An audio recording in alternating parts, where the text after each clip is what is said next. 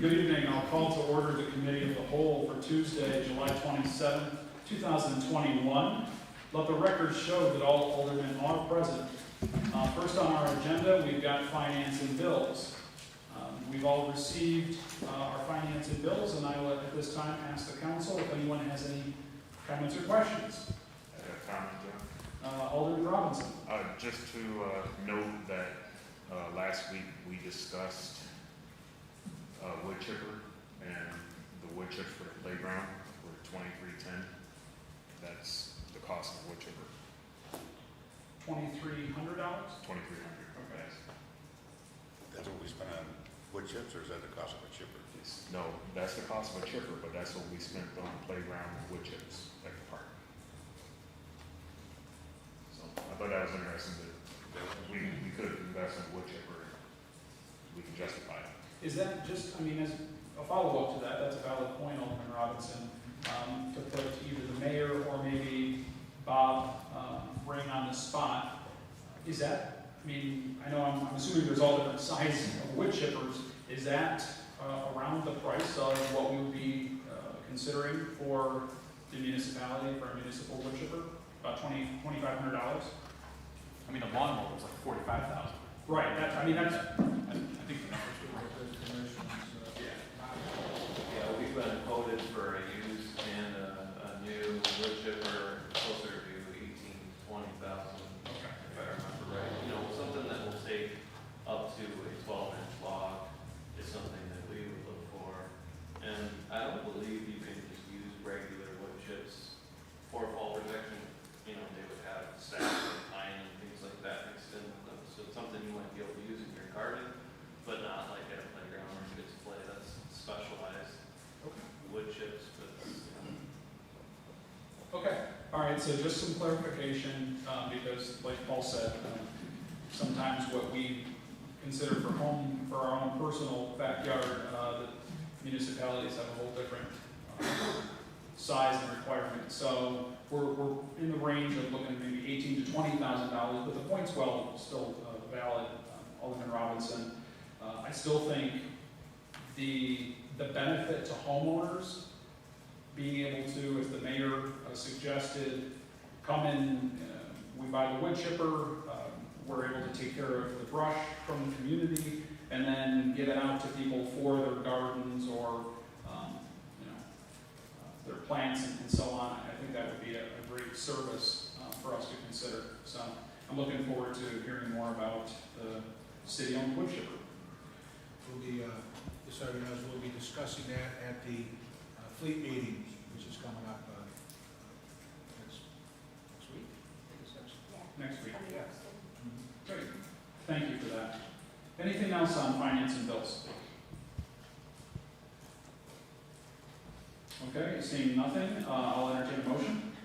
I'll make a motion. Motion is made by Alderman Witt. Could I get a second? Second is made by Alderman Barnard. All in favor? Aye. Opposed? The ayes have it and is referred to tonight's regular meeting.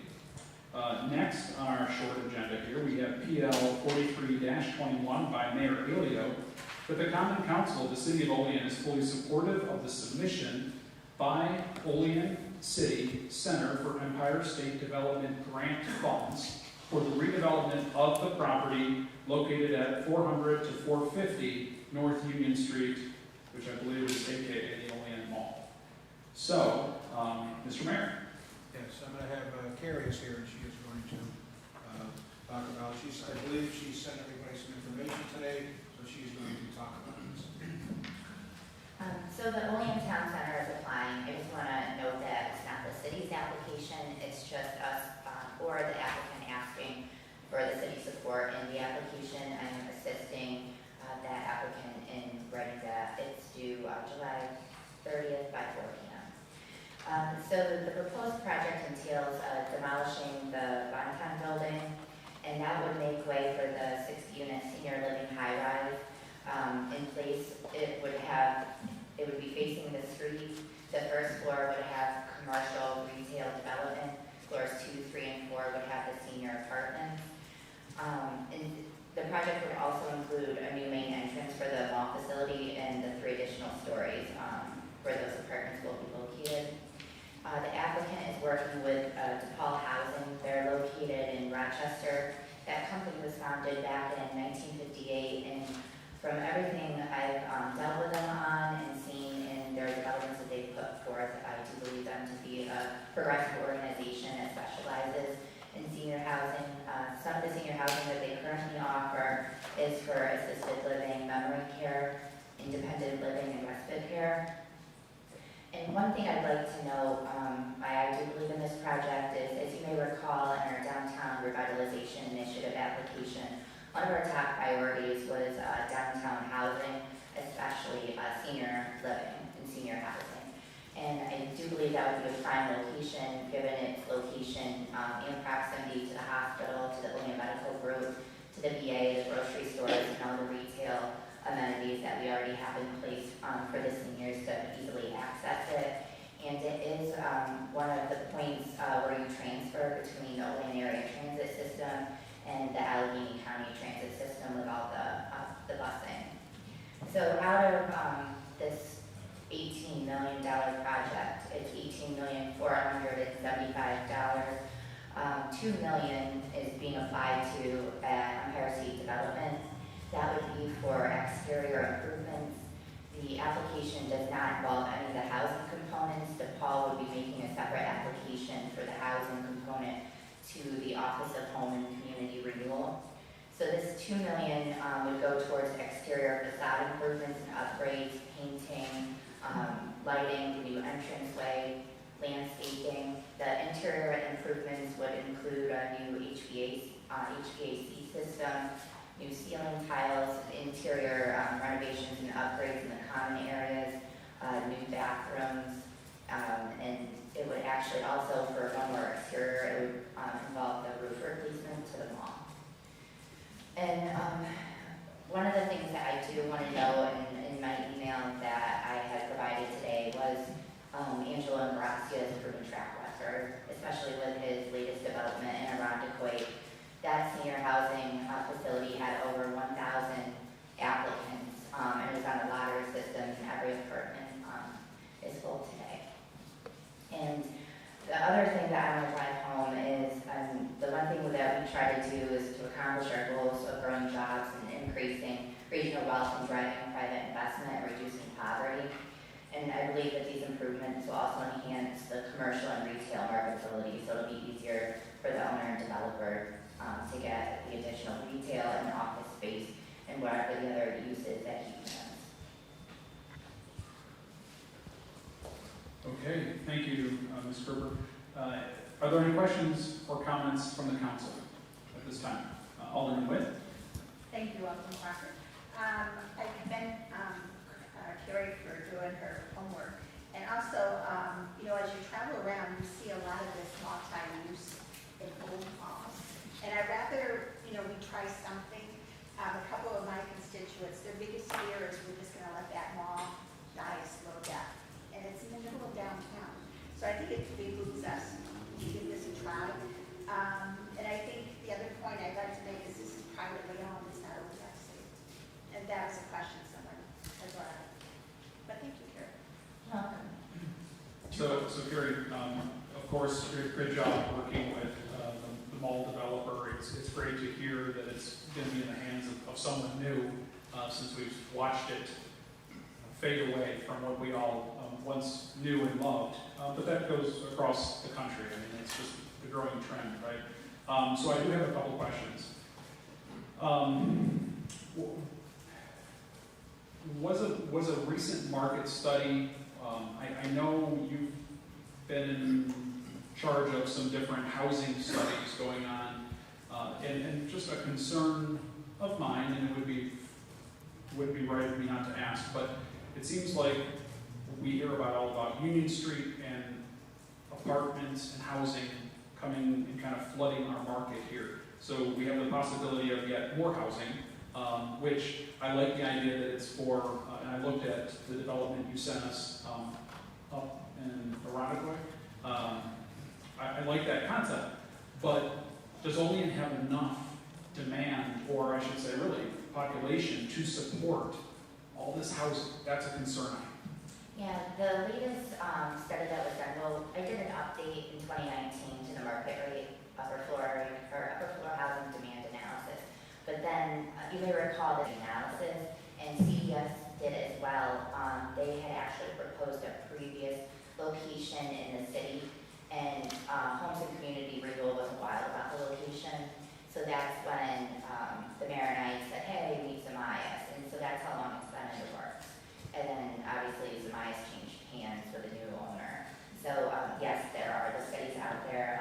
Otherwise, they wouldn't want to invest or apply for funding to New York State if they didn't think they'd be successful in it. Okay.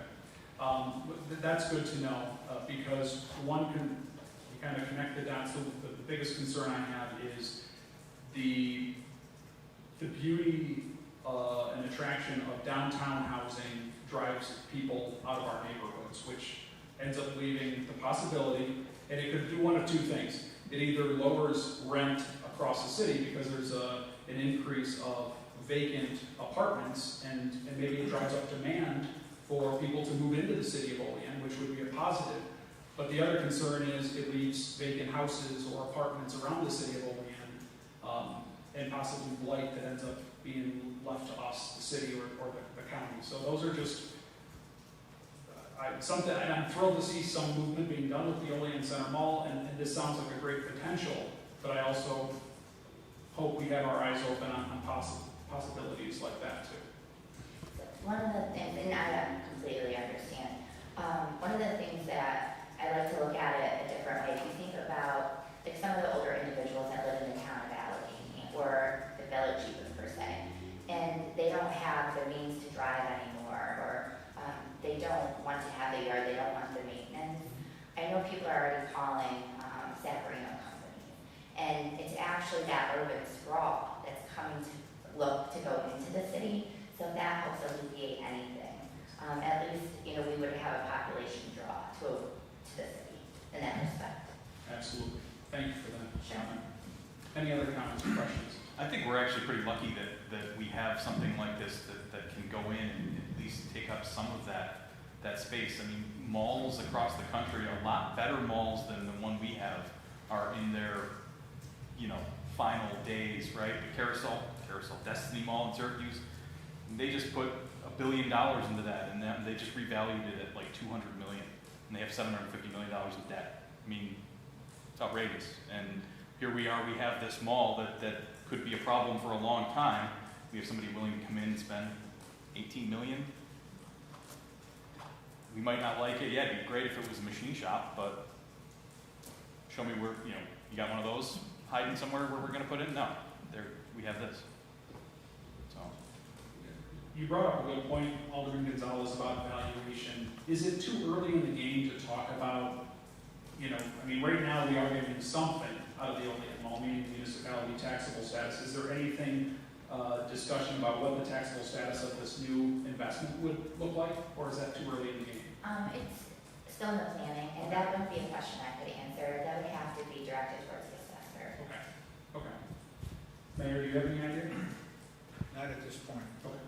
I do know that it's slow, like you said, and Paul said, it's slowly going down. The current, I think So the current, Yeah, so They're the getting hope the- is that this will bring it. back I up. don't even know if it's slowly going down. It's been hacked. Yeah. It's been hacked. Gary, do you have a picture of it? What it would look like? Do they have a design anything yet? Yeah. Okay. John, if I can. Please, Alderman Vance. I get the feeling, like it or not, the things that have happened over the last couple of years are gonna drive developments like this to absorb work from home or personal office spaces people can rent. And, I think you'll see people coming from bigger cities to live in places like Olean, looking for things like this. Just looking at some of the info that Carrie had sent out, the prices, they're gonna be in the upper tier of what they're renting, so I think that's the kind of thing we're gonna be attracting. And make the best of it. That's who the people want. Great point. Good point. Anyone else? Good question. Oh, the other thing I wanted to follow up with you, Carrie, and I think it's a good good clarification. So all they're looking for from the common council, we are not applying for a grant on their behalf. We are essentially writing a letter of support. Is that right? And they're the ones who are applying for the grant? Yeah, I'm actually helping write the grant application as part of my community and economic development. They're just looking for the council support via the resolution that's on to me. Okay, very good. Any other comments or questions? Okay, great, thank you so much. You're welcome. All right, well, with that being said, would anyone like to sponsor? That's fun. Sponsor, we got a motion by Alderman Witt, I'll say. seconded by Alderman Anastasia. All in favor? Aye. Opposed? Okay, motion carried and referred to tonight's regular meeting. Next, not on our agenda, but we are going to receive an update on the East State Street Bridge. Mr. Mayor? Bob Ring will give you update on that. Okay. Director Ring.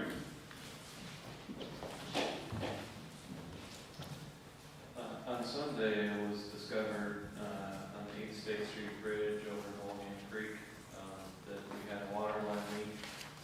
We have a water line that rests along the bridge girder over the river. It's suspended about 20 feet in the air, so it presents a unique engineering challenge to be able to fix a leak in the water line. So we coordinated with the fire department and the water distribution crew on Sunday in order to come up with a game plan to fix the water line, which we did today. We also had to coordinate with Cat County. They came down and helped us set up some scaffolding so we could get up there and safely put sleeve over top of the hole that had developed in the water line.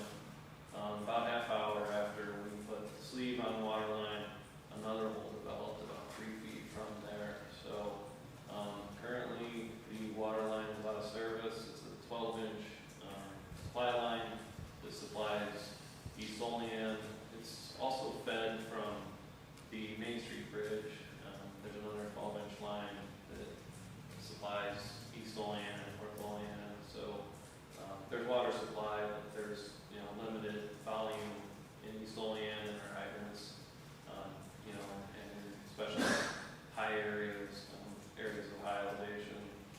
At this point, we haven't really put together a game plan on how to repair the second hole, only because the sleeves that we buy to fix most of our water line breaks are about $2,000. So, the county has assured us that they would come back down and help us to repair it. We're also looking at other options at this point.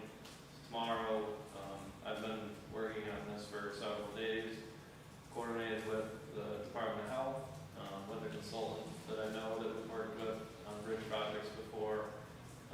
We're all going to meet at the State Street Bridge tomorrow, and the mayor's going to be there, and then also D.D. Northrup, who did the Washington Street water line. We're going to meet with them and try to come up with a game plan on potential replacement. We want to at least look at this option because a couple reasons. One, our water distribution crew has looked at the water line. It's pitted, which means the outside of the pipe is starting to deteriorate. It's very old. We don't know exactly the age of the pipe. We know it's at least 45 years old. It could be as old as 60 or 70 years old. We're still kind of looking into that and looking at the bridge plans to see how it was set in there and the material that was used. But the purpose of tomorrow's meeting, again, is to look at ideas of whether it should be replaced on an emergency basis. So we think we can keep that line shut down for a couple months if needed. Ideally, we could get it back on in a few days. But if in the middle of winter we repair this hole and it breaks in the winter, then we're looking at potential 6 or 8 month shutdown.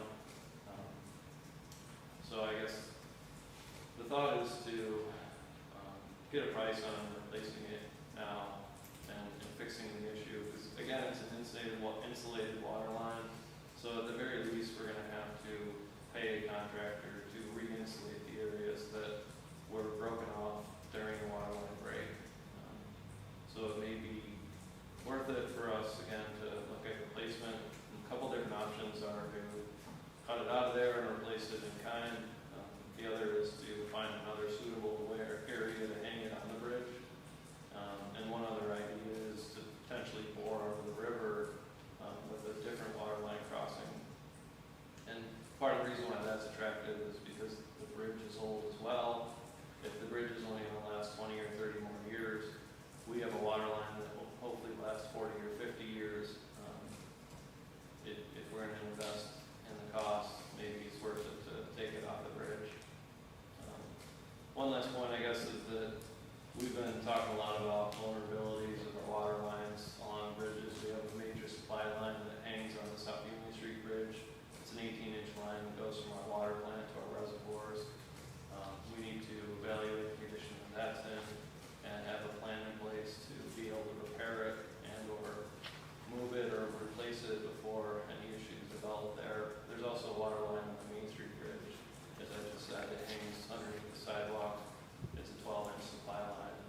So we're going to explore whatever vulnerabilities we may have there in our system. Okay, thank you for that update. Any questions? I just have a comment. Yes. As it stands right now, and I'm not sure if they got the water back on to the recreation center, but that is the only thing that's only building that's without water right now. So, and also, just to keep in mind, I believe this would be fundable through the stimulus money that we receive. So as a follow-up on that then, Mr. Mayor, are the facilities not in operation then at the recreation center at this time? No, they're in operation. What we've done is we did bring in a porta-john, but also during the day when we have the recreation program going, we've made available the restrooms at the stadium. Okay. We've opened up the tunnel, and the children who have to use it will be escorted over there. Okay. Perfect. Any other comments or questions? Alderman Witt. Yes, this is for Director Ray. Would it behoove us to go to a bigger, I know you said on South Union it's an 18-inch, would it behoove us to do a bigger line on the East State Bridge? Would that help take some of the pressure off? I don't think it would help take any of the pressure off. It's possible that it could, provide more supply as our network was built. I'm sure it was designed with a hydraulic study in mind. That's something that we funded a couple months ago and is being worked on. So Brad and I are eager to get that program so we can do those types of calculations. Generally, we're just going to replace 300 or 400 feet of a line that is miles long, so replacing it with a wider pipe doesn't really help hydraulically. But it's just something we should always be looking at when we replace a line. So to follow up with that, the project that Terry was just talking about, where would the water for the 60-unit apartment building come from? Would it come off the Main Street supply, or would that come from uptown? I'm just curious. If I remember right, there's water lines all around the mall property. They have a major fire supply line and also a major supply line. That's good to know. When we do new installations of water lines, do we still use steel pipe or do we use plastics? We use ductile iron pretty much exclusively. Brad and I are looking at the feasibility of using plastic pipe because of being suspended in the air. This pipe in particular, we've talked about using plastic pipe. That would be the first one in the city, except for some pressure-rated lines that we have at the sewage treatment plant that were replaced during the upgrade project. But it is a viable option, and it's also way lighter, so it's something hanging on a bridge that could be a more viable option. And I've worked with a lot of plastics in industry. I think, since municipal supplies have been heavily installed, the technologies have changed around plastic pipes. And just my first thought would be to bore under the river with a plastic. It'd probably last 100 years, maybe more than that. Yeah,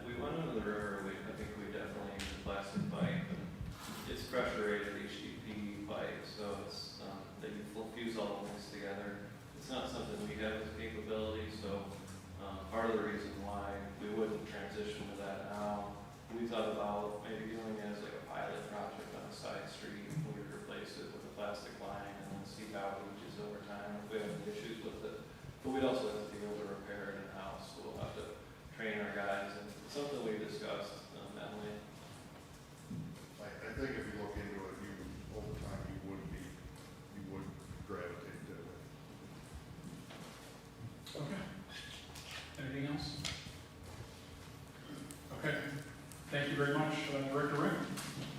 Okay, there's nothing else for Committee of the Whole at this time. I will make a motion to adjourn. Could I get a second? So second. Second by Alderman Gonzalez, all in favor? Aye. We're adjourned.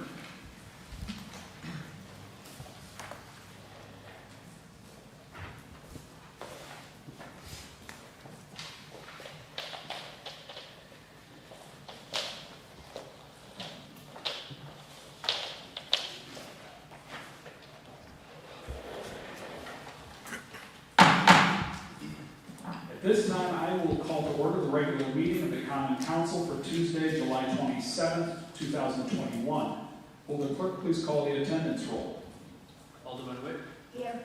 Alderman Panis. Here. Alderman Gonzalez. Here. Alderman Bonar. Here. Alderman Robinson. Here. Alderman Anastasia. Here. And Alderman Crawford. Here, please rise for the invocation.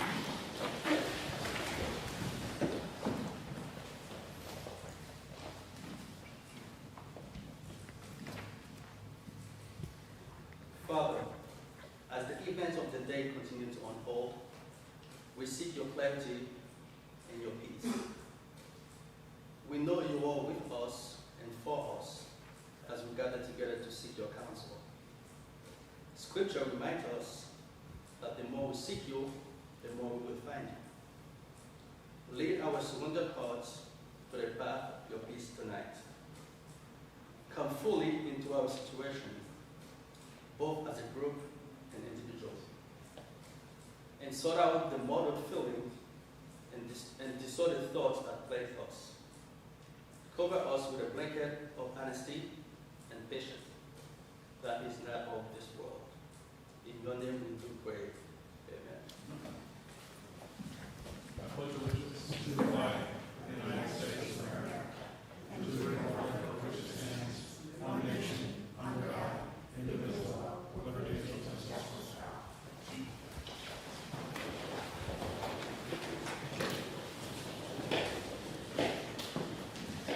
Reading, correcting, and approval of the minutes of the previous regular meeting. The regular meeting of the Olean Common Council was held on Tuesday, July 13, 2021 at 6:50 p.m. Present, Alderman Crawford, Alderman Witt, Alderman Panis, Alderman Gonzalez, Alderman Bonar, Alderman Robinson, and Alderman Anastasia. I'll make a motion to approve the minutes of the previous regular meeting. Could I get a second, please? Second. Second is made by Alderman Robinson. All in favor? Aye. Opposed? Motion carried. Committee reports and unfinished council business. We have none. And communications from the mayor. John, I just have one, thank you very much. I am pleased to announce that Chief Richardson has successfully passed the chief's test, so he is now our police chief permanent appointment as police chief. Congratulations, Chief.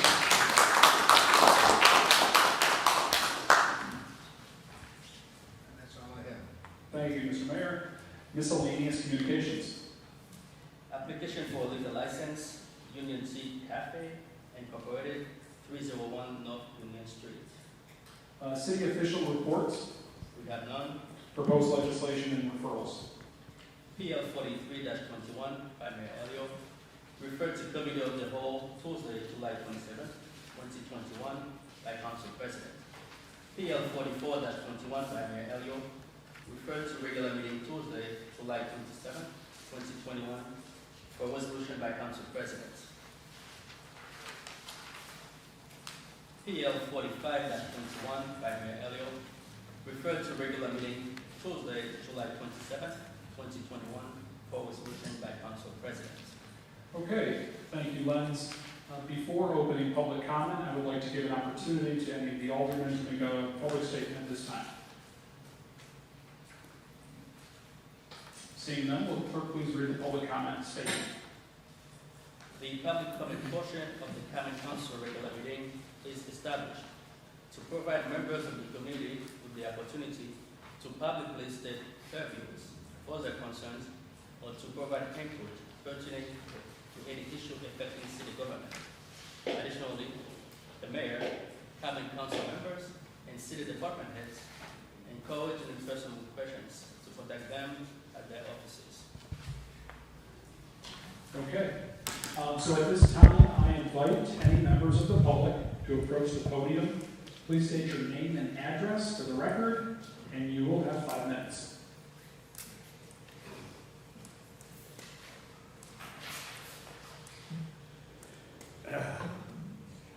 Hello there. Good to see you all again. Kevin Bartholomew, 737 Bishop Street. I have a question to ask you people, and it's not directed at anybody. I don't want anybody to take this personal. But who is responsible for that abomination on Main Street? I mean, who engineered it? Who approved it? Who designed it? To me, it just, you can barely get 2 cars there, let alone 2 tractor trailers, and you designed it in such a way, before a tractor trailer did not have to go down Union Street, it could go in and out of the Berry Street. They could make the deliveries to the mall or Big Lots or any of those places there. You just put another barrier to keep them from coming in. What are you gonna do? Have them sit outside the city, bring in the box trucks, and hopefully the box trucks can make the delivery? Come on, really. I mean, I just, to me, it's asinine. You know, I looked at that. My family and another family from Portville are the ones that built that building with broken windows now. Okay? It's always been that way. I'm gonna really hate to see when they try to plow the snow down through there, because it's barely wide enough for 2 cars. And you get 1 car in a snowplow, one of them's gonna go over the curb, and I don't think it's gonna be the truck. So I'm just wondering, who was responsible for this? Did you actually pay somebody to design this? Pay somebody to engineer it? Come on, like really? I mean, I hear this from everybody. And the problems that they've had so far, I saw them coming. Didn't say nothing. I haven't been here in a year and a half. Nobody's really been here in a year and a half. But I'm just saying, and if they go on and do what they're gonna do down at the mall site, and they're gonna bring trucks in there with equipment, how are you gonna bring them in? You're gonna take them right down Union Street to the mall entrance, which is gonna make it even more difficult for them to move around. I don't understand it. I mean, I know a lot of people that don't understand it. People say, Mayor Wolford says, what are they doing there? What was their mind thought? What is in their head when they were designing this thing? I said, I don't know. I have nothing to do with it. And it's only my opinion and the opinion of a lot of other people that it is the most unthought through thing that the city had ever done. I mean, some common sense would have worked in this situation. All you would have had to do is make it maybe 4 feet wider and get the trucks. I mean, if you would have had the trucks being able to go in this way and come out that way, fine, but you got them coming out here, and they got to make it a sharp right-hand turn or a sharp left-hand turn to get out of there, and they're going to be running over the curbs on the other side of the road. I guess they've already taken out signs, and it's the most signs I've ever seen in one short span of space. I'm just wondering who was responsible for this. Thank you. Thank you, Mr. Bartholomew. Anyone else?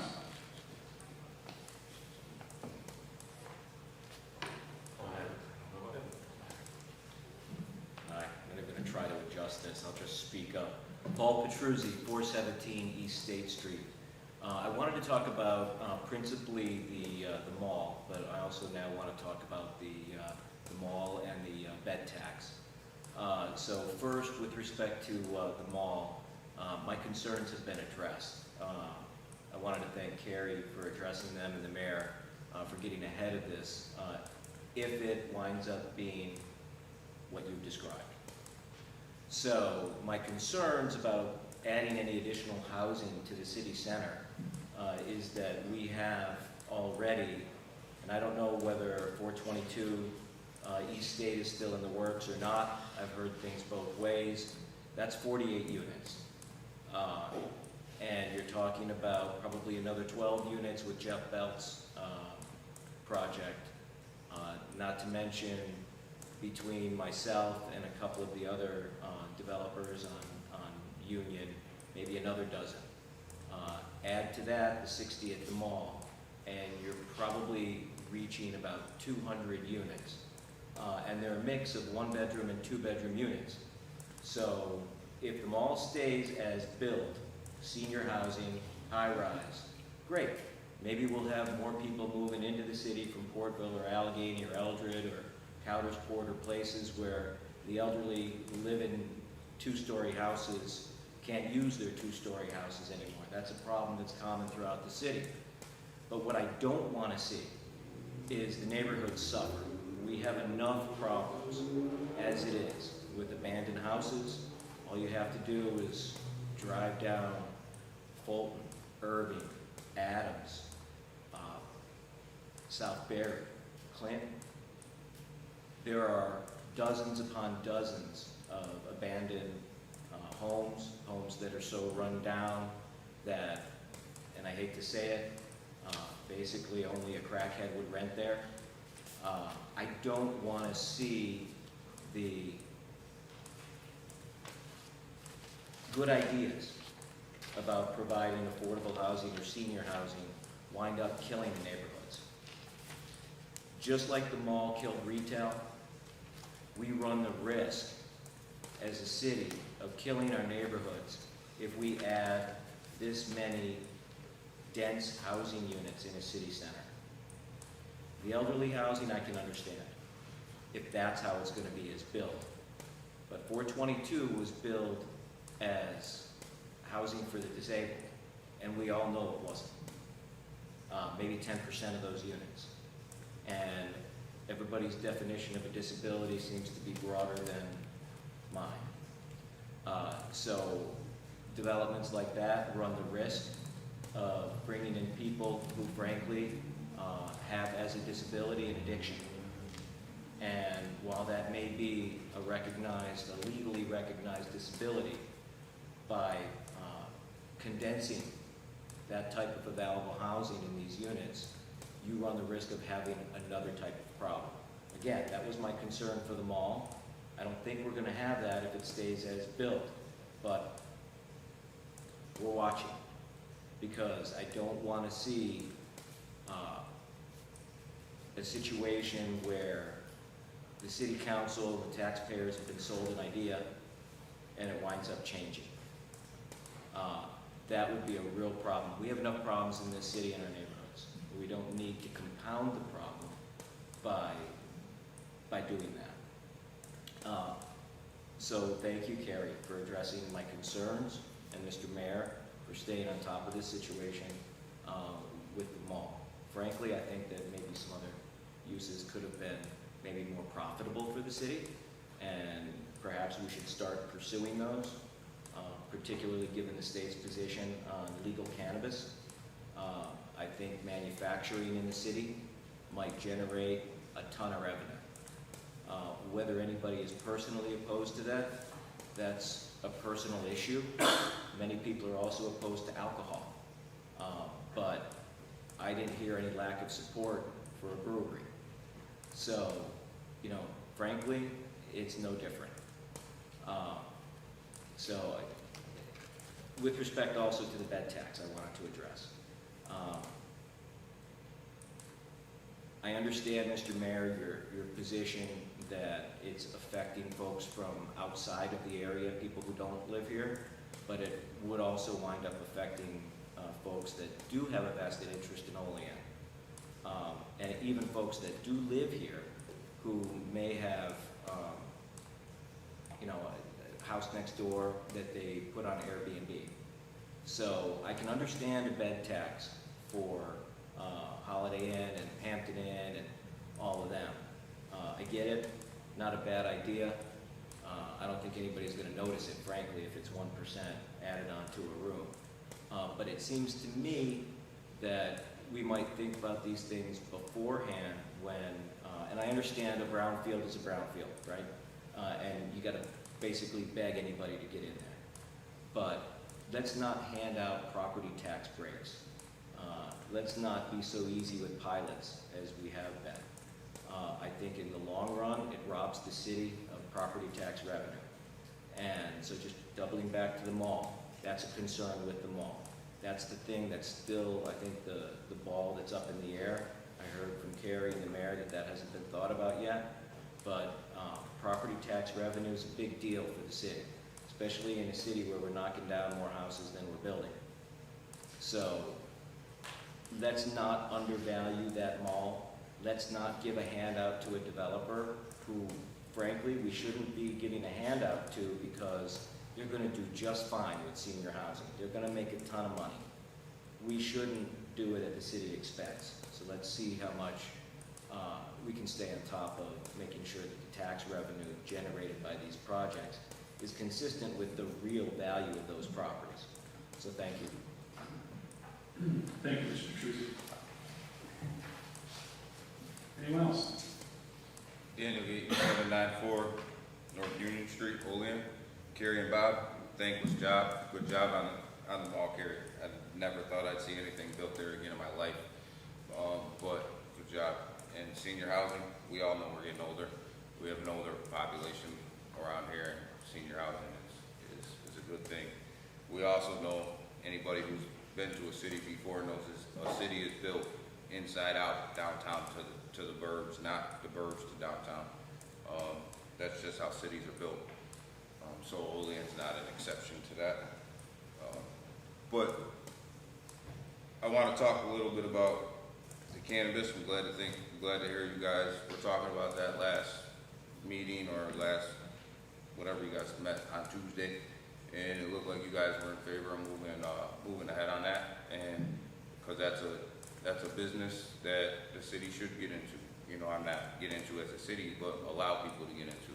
And you know what, if there's a smoke shop downtown, then there's a smoke shop downtown. You know, we have tobacco shops downtown, what's the difference, right? So let's let some of these people make some money. The other thing that was brought up was the police reform committee. We know that this has been a sore topic around here. It's been slow stalled. It's been stopped every way that we could possibly stop it. And the mayor made a statement that, you know, the attorneys have questions. Well, the attorneys are always going to have questions. If you allow the attorneys to make the committee, none of you guys are ever going to get anywhere. Remember, we might as well just have the same old thing going on. And, you know, are we going to wait until after the police negotiation contract in order to implement it? Why would you do something like that?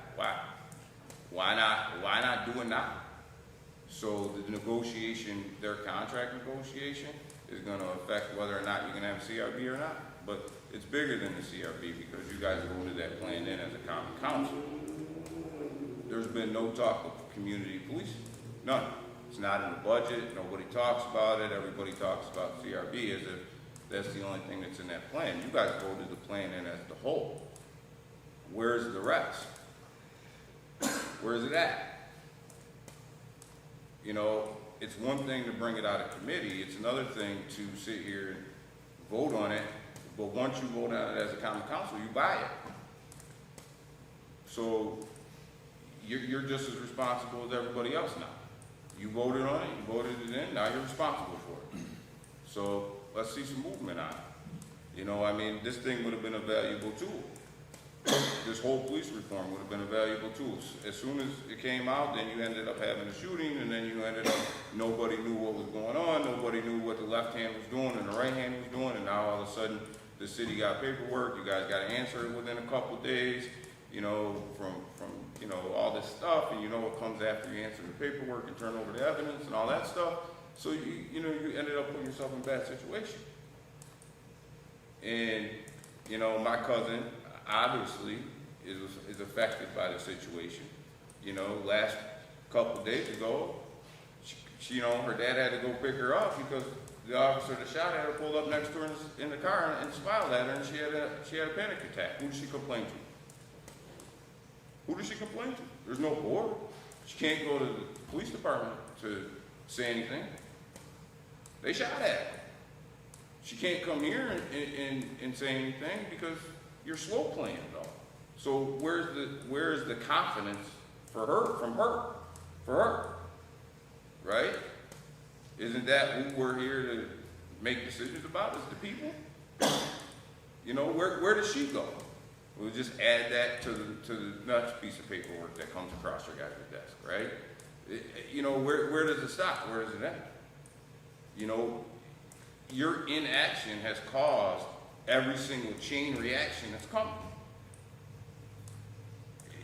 And the chain reactions are coming, and they're coming fast. I mean, what do you got? A week left to answer that and turn over all the evidence? I mean, nothing. Your reactions to these situations puts the city in the situation that they're in. Or your inactions to these situations. But nobody talks about it. It's the situation that's swept under the rug. You know, just because somebody's cleared in a criminal aspect doesn't mean that that's over. We all know that. We all know where this is headed. We all know where it's going to end. It's not going to end in here. It may end in a place that looks like this, but it's not going to end in here. So, but it all could have been avoided. All this could have been avoided if we just would have had these things in place. And the thing that kills me is there's people that are sitting up here the day after that happened that says we support the blue publicly. I support the blue too. 99% of our officers are great officers. And 99% of them that knew that if they would have known what happened when he pulled up in front on the side of her and smiled at her, would have took care of it themselves. But who do you tell? So this is why we need these things. Olean's not exempt from the things that are going on in this country. Believe it or not, we're not. We're not special. These things happen. We have to confront them head on. As leaders, we have to confront them head on. And all you guys sitting up there are leaders. You have to confront these issues head on. You can't sweep them under the rug. You can't keep them from the public. You can't keep going in an executive session and talking about these things as if the public doesn't know what you're talking about. You have to say something. You have to do something. You have to show the people that you have their back, or you don't. One or the other. Either do or you don't. There's no middle. There's no middle. There's no gray area. So, as leaders, I'm saying to you guys, step up, do things, do them the right way, quit sweeping things, quit hiding in executive session. The public already knows what's coming. They already know how this thing's going to unfold. There's no sense of not saying anything. Waiting till after the collective bargaining agreement, or should we say maybe after the election, probably isn't the best thing to do. Take a stand. You guys voted on this package. I call it a package. It's a full package. So now you guys own it. The mayor got it off his desk. You guys own it. You voted on that. So you have oversight of that. And nobody says anything. It's almost like it's an unspoken thing. Like it's taboo to say something. What are you guys scared of? Either it's right or it's wrong. Either you want it or you don't. Take a vote, put your hands up. We vote on everything else. Don't be scared to let the people of the community know where you stand on certain situations. It's what you're elected to do. You know, we support the blue too. We just support them in the right way. And we like to see the evidence before we come out publicly to make an opinion. Thank you, Mr. Gates. Anyone else?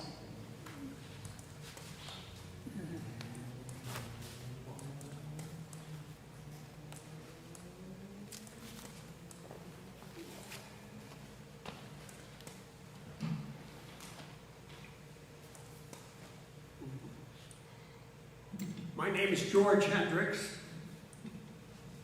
430 York Street. I'm in Paul's district. I've been a resident of Olean for over 80-some years, and if God willing, maybe a few more. The reason I'm here tonight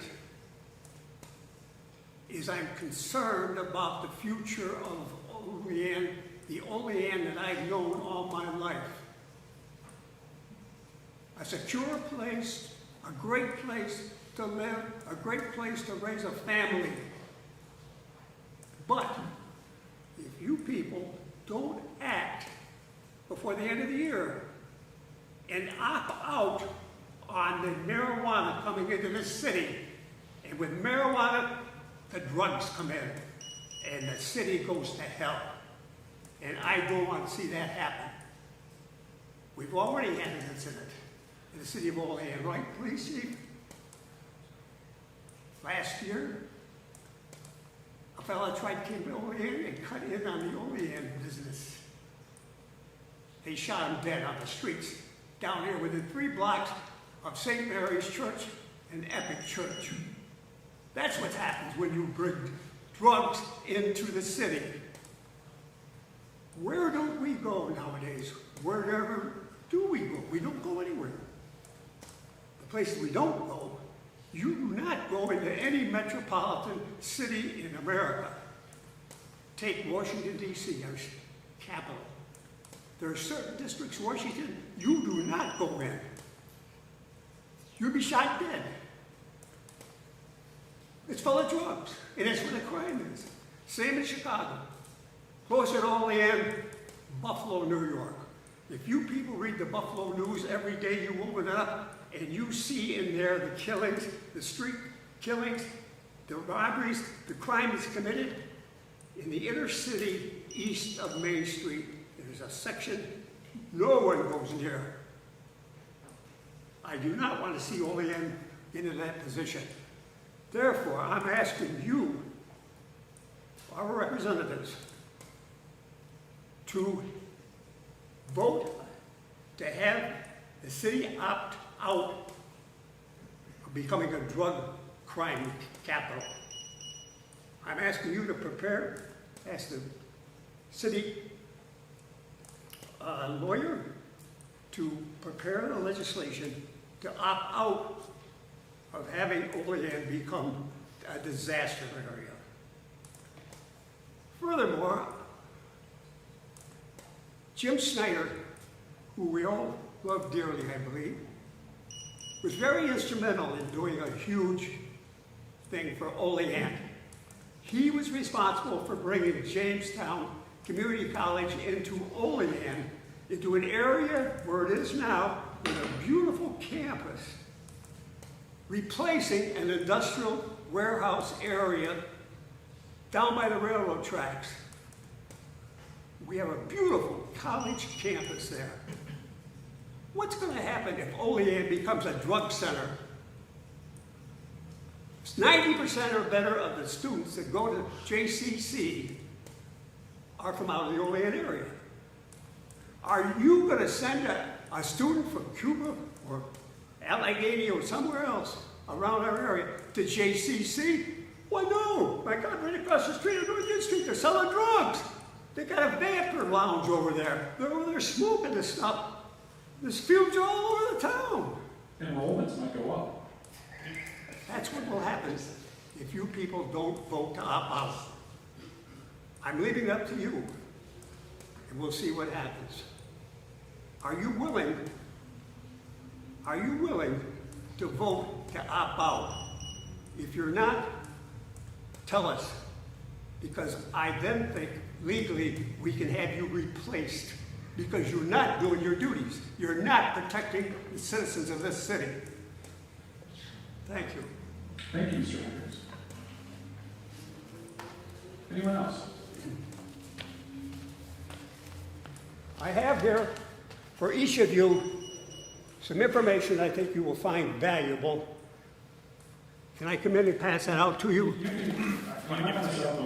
Well, here, maybe Paul, you can take care of that. Their names are right on here. It has information about what has occurred throughout our country. And better yet, this afternoon, I came across the Jamestown Post-Journal, and here is the article.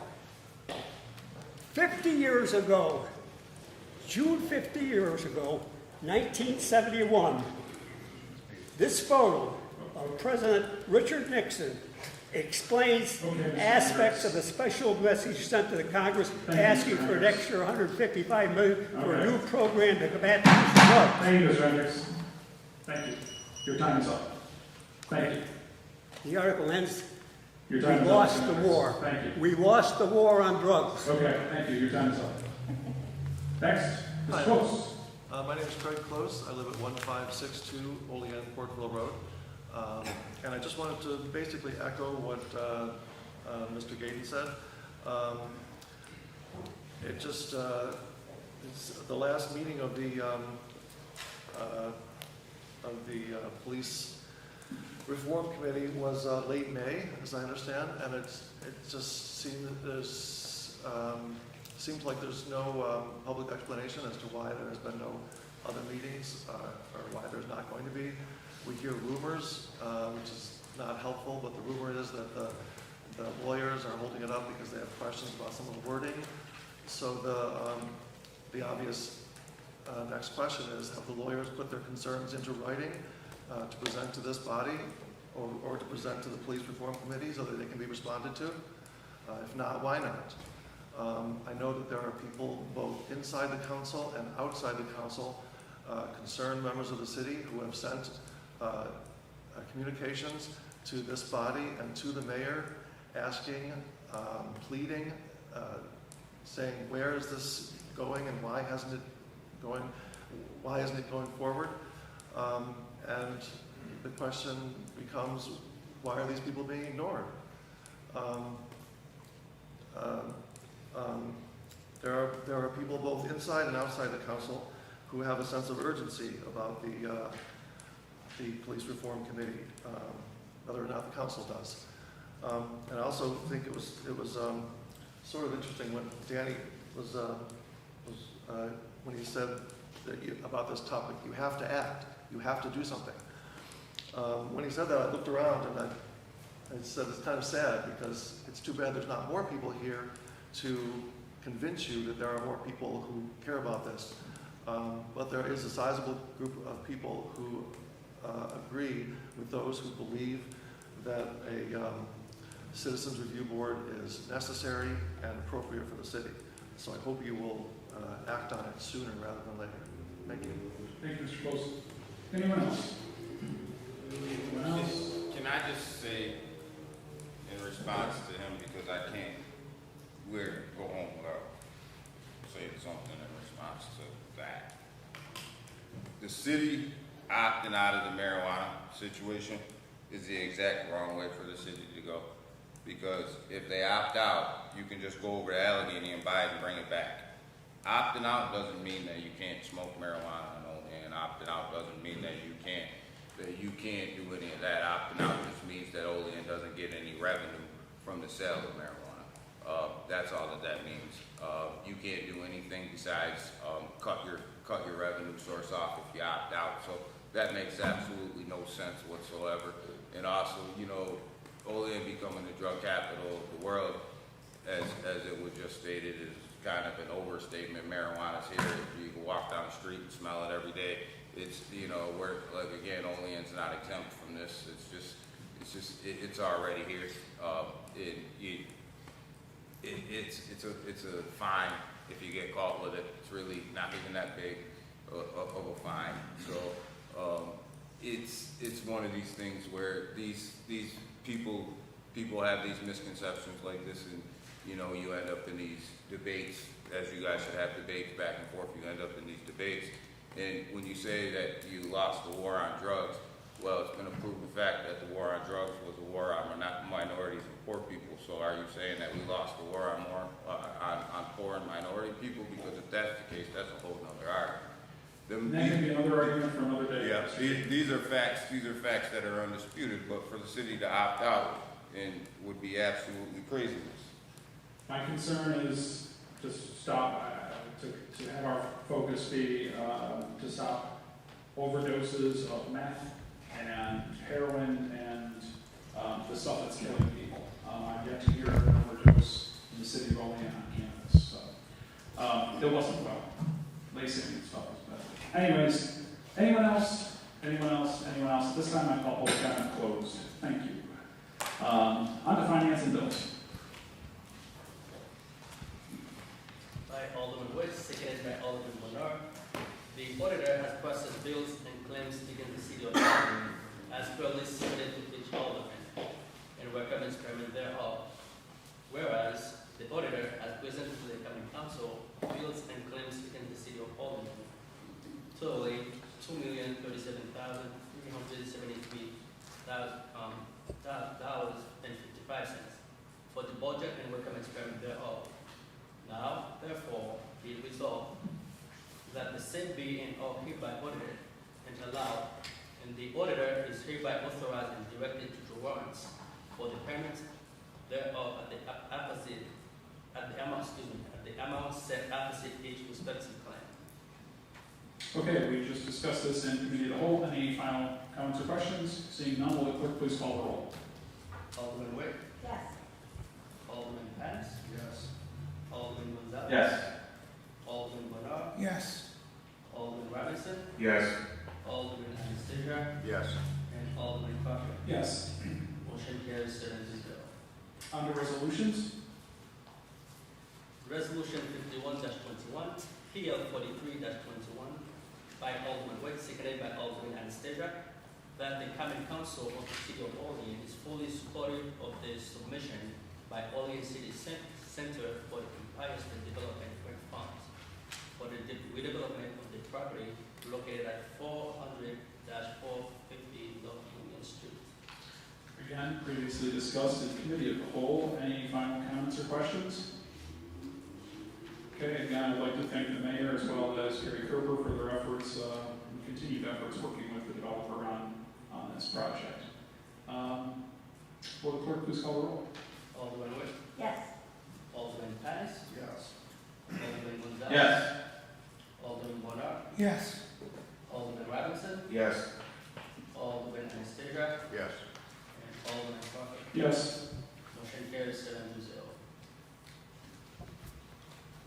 Resolution 52-21, PL 44-21, to authorize the mayor to submit a grant application for the New York State Department of Transportation through the Transportation Alternatives Program for the Wayne Street Shared Use Project. We are going to the sponsor for this one. We covered this in committees last week. I'd like to go ahead and sponsor. Could I get a second for this, please? Second. Second by Alderman Robinson. Any final comments or questions on this? Seeing none, will the clerk please call the roll? Alderman Witt? Yes. Alderman Panis? Yes. Alderman Gonzalez? Yes. Alderman Bernard? Yes. Alderman Robinson? Yes. Alderman Anastasia? Yes. And Alderman Crawford? Yes. Motion carries 7-0. Resolution 53-21, PL 45-21, to authorize the mayor to submit a grant application to the New York State Department of Environmental Conservation through the Water Quality Improvement Project Program for the South Olean Siphon Project.